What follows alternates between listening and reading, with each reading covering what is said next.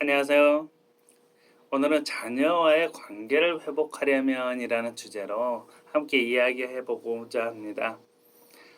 요즘 부모와 자녀 간의 세대 간 갈등이 심한 시대라고 할 수 있겠죠. 권위에 대한 불신과 함께 그런 이유로서 권위를 인정하지 않으려는 흐름들이 강한 시대라고 할 수 있겠습니다. 왜 이런 갈등이 심화되었는지 그러한 이유를 쉬운 이야기를 통해서 함께 나눠봤으면 하네요. 아이들의 이야기를 한번 해보겠습니다.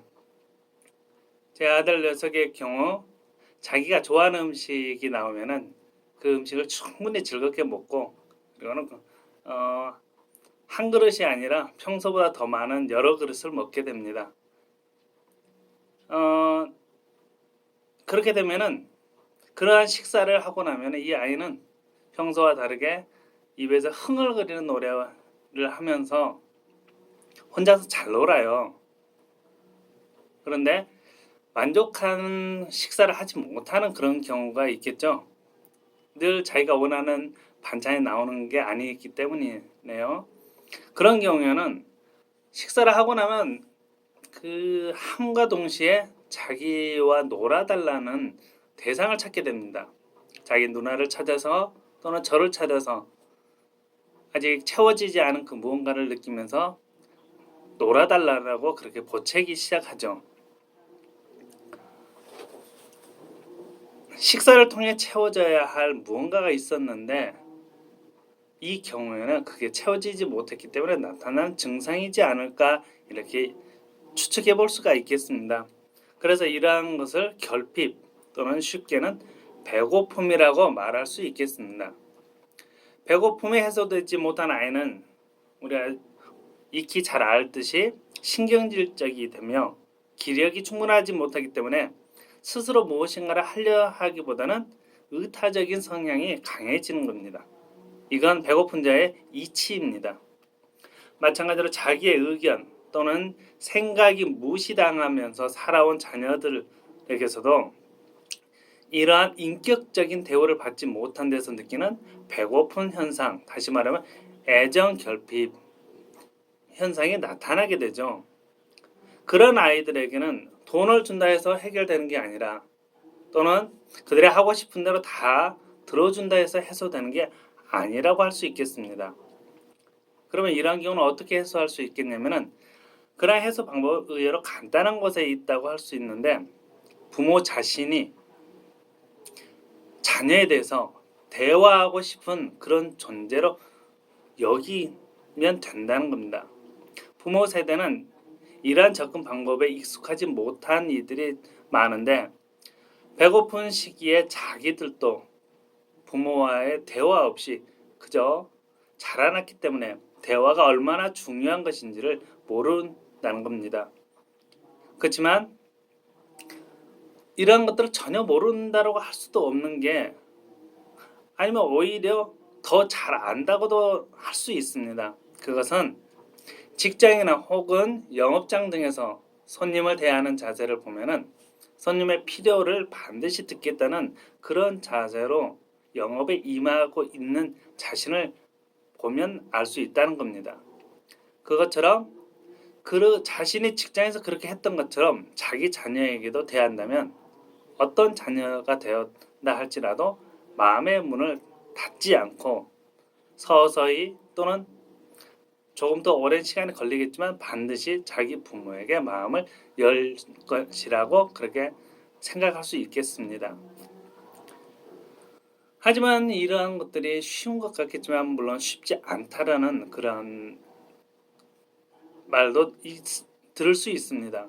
그 이유는 부모가 직장에서 받은 스트레스가 너무 과도하기 때문에 그런데 그 스트레스가 해소되지 못하고 있기 때문에 그것들로 인해서 부모 자신들도 그러한 피곤과 스트레스에 눌려있는 삶이 너무 버거워서 자녀들에게만은 그러한 자세를 갖지 못하는 문제점이 있다고 할 수 있습니다. 이러한 문제점을 이야기하기에 앞서 잠깐 독이라고 하는 이 포이즌에 대해서 잠깐 나눠보고자 합니다. 독이 위험하다고 하는 근본적인 이유는 다른 것이 아니라 이들이 녹아서 사라지지 않고 모습 그대로 그들이 가지고 있는 원래 모습 그대로 남아있다라는 이런 속성을 가리켜서 위험하다고 합니다. 예를 들어 농약의 위험성이라는 것은 빗물 속에 녹아서 얘네들이 쉽게 내려가 버리면 상관이 없지만 녹지 않은 채로 채소나 과일 등에 그대로 남아있기 때문에 위험한 점을 말을 합니다. 그렇게 되면 어떻게 되냐면 이것들이 우리 장기 안에 들어왔을 때 우리 장기 안에서도 그대로 잔류하게 되죠. 잔류하게 됨으로써 우리 장기의 일부가 잔류하는 그 부분에서 썩어 들어가게 됩니다.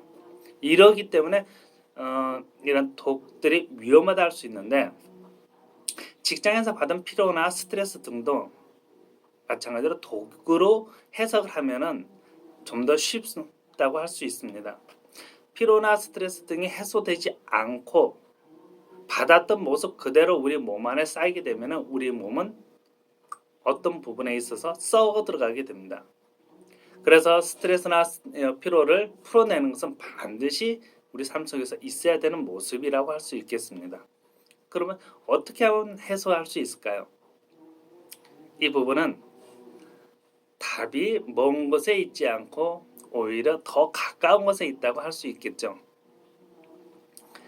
가정을 위해 온몸을 던지듯 수고하는 부모의 피로와 스트레스는 그 자녀를 통해서만 해소된다 라고 생각한다면 굉장히 가까운 곳에 해법이 있다고 할 수 있겠습니다. 해맑게 웃으면서 엄마와 아빠의 품 안에 온몸을 내던지듯 다가오는 자녀를 본다면 부모에게는 어느 누구도 줄 수 없는 보람을 느끼면서 그 피로와 스트레스가 서서히 해소되게 됩니다. 그리고 사랑스러운 아이들과 온몸을 내던지면서 잠시라도 놀아자 보면은 피곤했던 몸의 피로가 사라지는 것을 느끼게 됩니다. 참 신기한 마무리 이치를 할 수 있겠죠.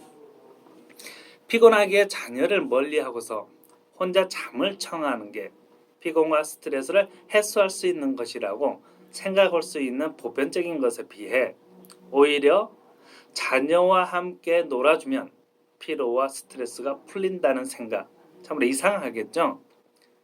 그렇지만 엄마 또는 아빠와 살을 비비면서 자녀들은 불안했던, 그래, 엄마와 아빠가 떨어져서 자녀들이 생활하는 시간이 있으니까요. 학교에서는 아니면 유치원에서 아니면 또래 아이들과 이런 시간에서 아이들도 피로와 스트레스를 느낍니다.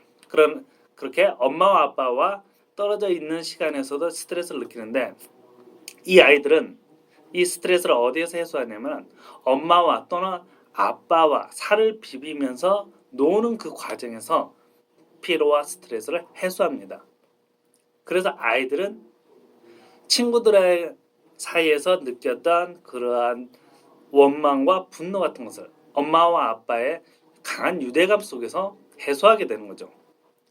그런데 부모가 이것을 도와주기 위해 희생하는 마음을 갖고서 자녀와 정성껏 놀아준다면 그러면 자녀만 피로와 스트레스가 해소되느냐? 그게 아니라 놀아주었던 부모 자신도 스트레스와 피로가 해소가 되게 됩니다. 이것은 가는 말이 고와야 오는 말이 곱다라는 속담의 의미와도 부합됩니다. 기업들이 이윤을 얻겠다는 기업들이 그래서 이 이윤을 얻는 기업들은 원숭이가 사람보다 일을 더 잘한다면 사람을 쓰지 않고 원숭이를 고용해서 쓸 만큼 이윤 창출에 혈안이 되어 있는 집단이죠. 그럼에도 불구하고 이들 기업들이 이윤을 얻겠다고 하면서 내놓는 슬로건을 보면은 자기 자신을 생각하겠다는 게 아니라 고객을 우선 생각하는 기업이 되겠습니다라는 말을 합니다. 그리고 이게 경제학적으로 최고의 수익 모델이 되는 선보급 후수익의 모델을 직접 적용한 실제 사례라고도 할 수 있습니다. 이러한 것들은 성경에서도 마찬가지로 같이 이야기합니다. 무엇이든지 남에게 대접을 받고자 하는 대로 너희도 먼저 남을 대접하라 라고 말합니다. 그러면서 성경은 이 모든 내용을 함축해서 이것을 율법이라고 말을 하죠. 성경을 알고 예수님을 믿는다는 게 어떤 삶을 살면 되는지 이 대목에서 우리는 이해가 될 줄로 생각합니다. 자녀와 회복을 바라는 분이시라면, 오늘 나눴던 이야기를 이해하실 수 있는 분이시라면, 직장에서 어떻게 행동하면 되는지 아울러 이해할 수 있을 것이라고 생각합니다. 회사를 먼저 생각하고 급여보다 더 많은 일을 해줌으로써 회사에게 많은 이윤을 돌아가게 하는 그러한 주체적인 역할을 담당한다면 회사는 그런 직원을 마땅히 인격적으로 대하지 않을까 싶습니다. 그렇게 됨으로써 이 직원은 일을 할 수 있는 기회를 잃어버리는 게 아니라 오히려 더 단단하게 견고하게 할 수 있겠죠. 자신의 일을 할 수 있는 기회를 더 영구적으로 잡게 됨으로써 결국은 자신의 삶을 안정적으로 이끌어 나갈 수 있게 됩니다. 회사를 생각했더니 자신의 삶이 안정된다. 동일한 얘기겠죠? IMF 이전에는 예사심과 동료애라는 게 강했었습니다. 그러한 감정이 살아있을 때는 평생 직장이라는 안정된 삶을 우리는 기대할 수 있었죠. 그게 솔직히 저보다는 저희 부모 세대에서 그런 게 강했었는데, 그러한 시대로 회귀하는 것은 가능성이 희박하기 때문에 우리들은 그러한 것을 기대해서는 안 된다라고 생각할 수도 있습니다. 하지만 1%의 가능성이 있다면 그 가능성을 위해 노력해보는 것은 어떨까 싶습니다. 99%의 가능성, 성공할 수 있는 가능성을 우리가 성취했다 했을 때 얻을 수 있는 기쁨과 1%의 가능성을 가지고서 성취했을 때 얻을 수 있는 기쁨은 비교할 수가 없지 않겠습니까? 성공한다면 지금의 삶과는 비교할 수 없는 그러한 훈훈함이 가정과 사회에 가득한 그러한 시대로 우리는 회귀할 수 있지 않겠습니까? 그래서 저는 1%의 가능성만이라도 있다면 애사심과 동료애를 굳건하게 다질 수 있는 그러한 시대로 우리들이 회귀할 수 있기를 바랍니다. 이런 것들을 위해서 많은 것을 요구하기보다는 내 가정에서 그리고 내 주변 이웃과 직장에서만이라도 조금씩 실천해 보는 것으로 시작하면 어떨까 싶네요. 이것은 성경이 보증하는 삶입니다. 그리고 저 또한 9년간의 투영 생활 속에서 가난과 죽음을 극복할 수 있었던 삶의 원동력이었던 것을 몸소 깨달았기 때문에 여러분과 함께 나누고자 하는 것입니다. 오늘의 영상을 통해서 우리들이 삶 속에 무엇인가 해결하고자 하는데 그 해결책을 얻지 못하여 헤매는 그런 분들에게 작은 생활의 솔루션으로 다가갈 수 있었으면 좋겠습니다. 그런 여러분과 제가 될 수 있기를 바라며 오늘의 영상을 마치겠습니다. 감사합니다.